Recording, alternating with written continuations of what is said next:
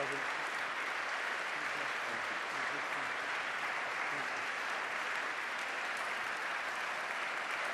Thank you.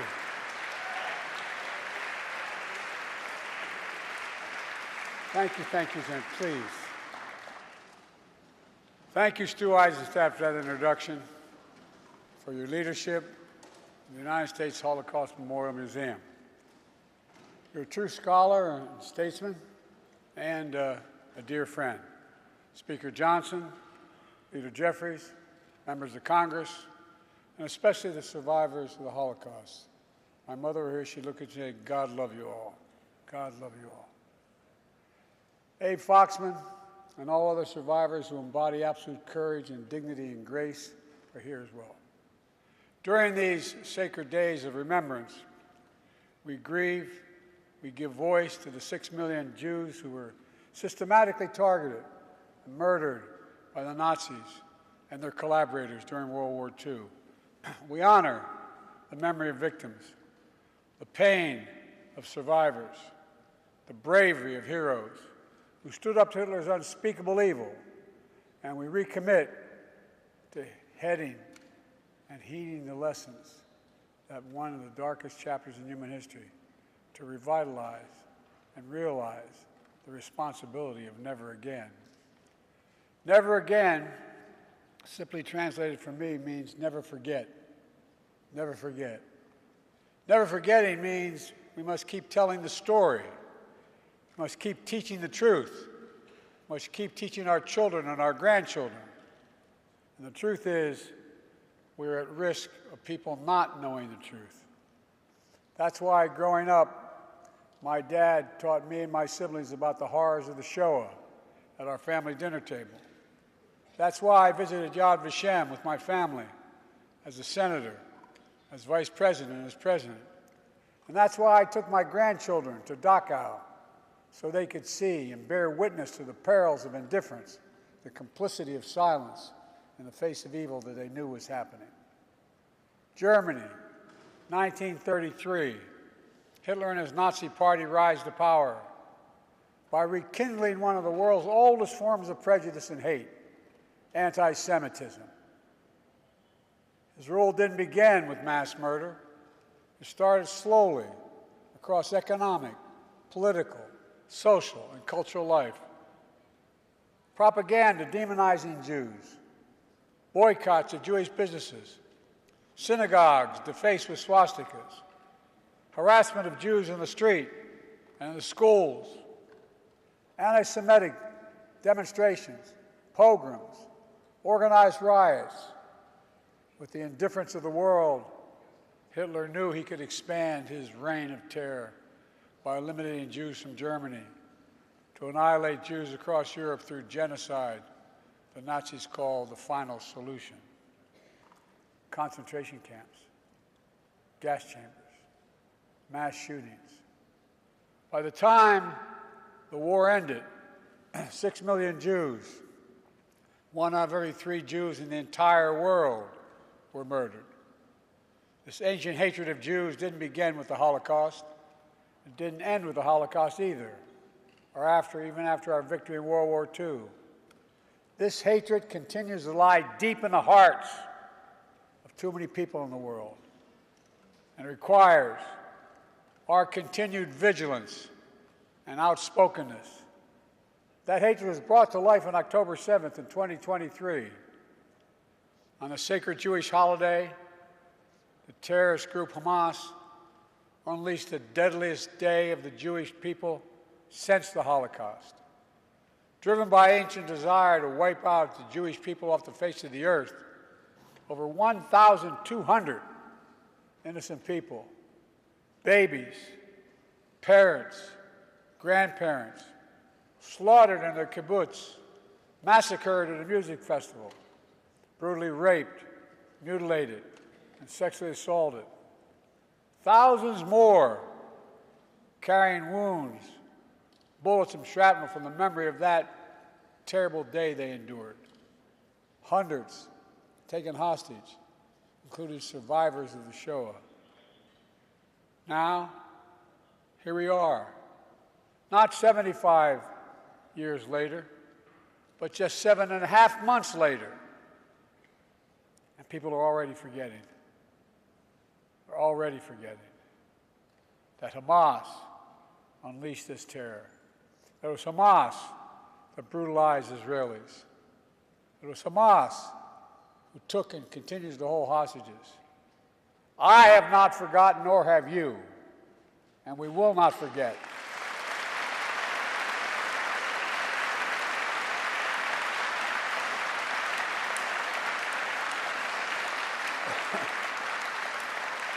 And as Jews around the world still cope with the atrocities and trauma of that day and its aftermath, we've seen a ferocious surge of antisemitism in America and around the world. Vicious propaganda on social media. Jews forced to keep their hide, their keepers under baseball hats, tuck their Jewish stars into their shirts. On college campuses, Jewish students blocked, harassed, attacked while walking to class. Antisemitism, anti-Semitic posters, slogans calling for the annihilation of Israel, the world's only Jewish state. Too many people denying, downplaying, rationalizing, ignoring the horrors of the Holocaust. And October 7th, including Hamas's appalling use of sexual violence to torture and terrorize Jews. It's absolutely despicable, and it must stop. Silence.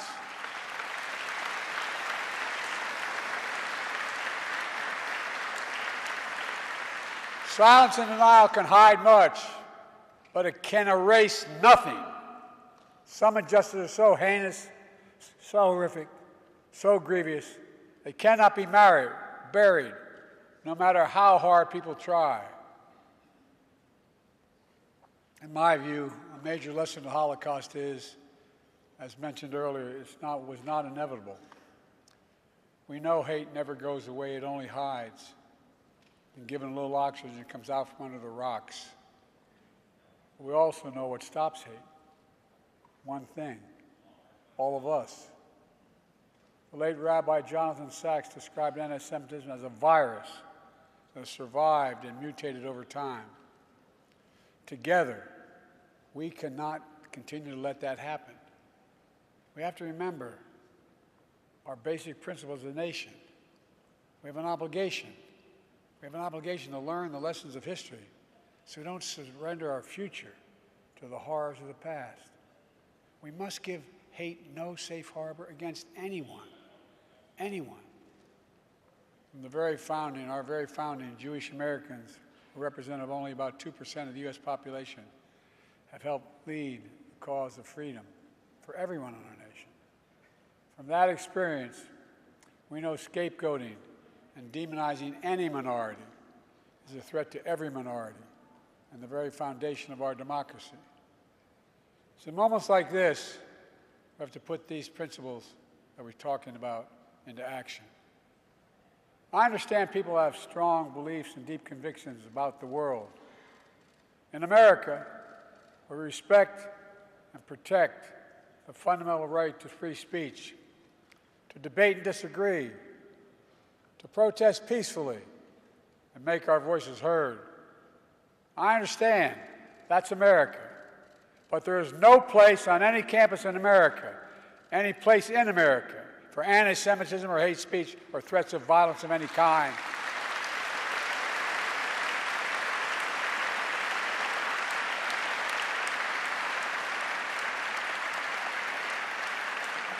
Whether against Jews or anyone else, violent attacks, destroying property is not peaceful protest.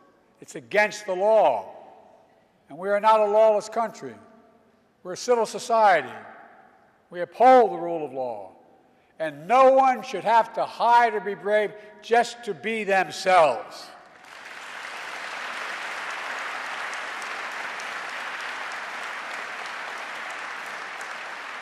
To the Jewish community, I want you to know, I see your fear, your hurt, and your pain. Let me reassure you, as your president, you're not alone. You belong. You always have and you always will. And my commitment to the safety of the Jewish people, the security of Israel, and its right to exist as an independent Jewish state is ironclad, even when we disagree.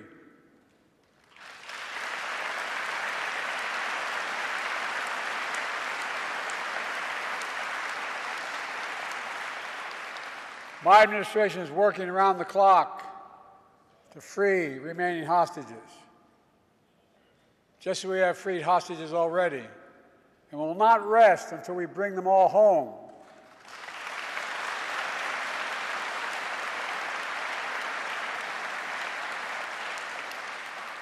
My administration, with our second gentleman's leadership, has launched our nation's first national strategy to counter antisemitism that's mobilizing the full force of the federal government to protect Jewish communities.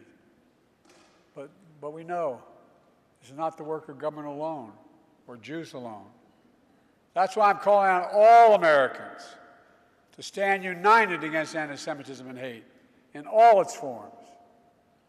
My dear friend, and he became a friend, the late Elie Wiesel said, quote, "One person of integrity can make a difference." We have to remember that, now more than ever. Here in Emancipation Hall, the U.S. Capitol, among the towering statues of history, is a bronze bust of Raoul Wallenberg. Born in Sweden as a Lutheran, he was a businessman and a diplomat. While stationed in Hungary during World War II, he used diplomatic cover to hide and rescue about 100,000 Jews over a 6-month period. Among them was a 16-year-old Jewish boy who escaped a Nazi labor camp.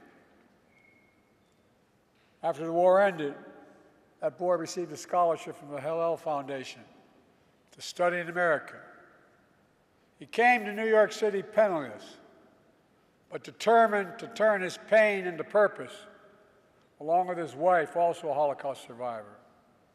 He became a renowned economist and foreign policy thinker, eventually making his way to this very Capitol on the staff of a first-term senator.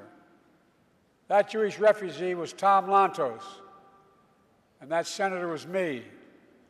Tom and his wife Annette and their family became dear friends to me and my family.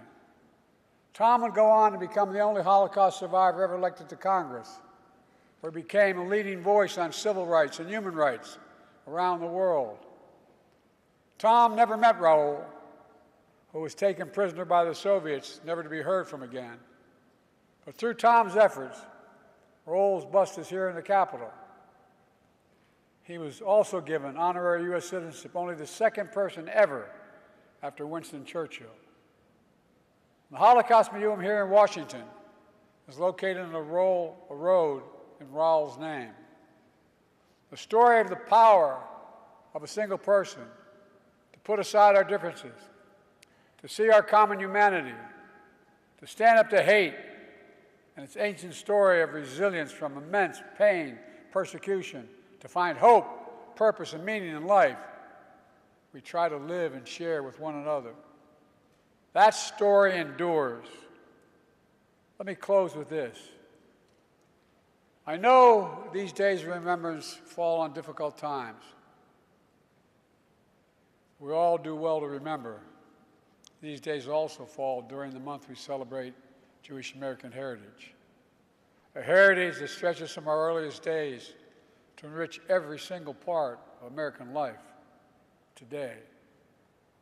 Great Jewish American named Tom Lantos used the phrase, "The veneer of civilization is paper thin." We are its guardians, and we can never rest. My fellow Americans, we must be those guardians. We must never rest. We must rise against hate, meet across the divide, see our common humanity, and God bless the victims and survivors of Shoah. May the resilient hearts, the courageous spirit, and the eternal flame of faith of the Jewish people forever shine their light on America and around the world. pray God. Thank you all.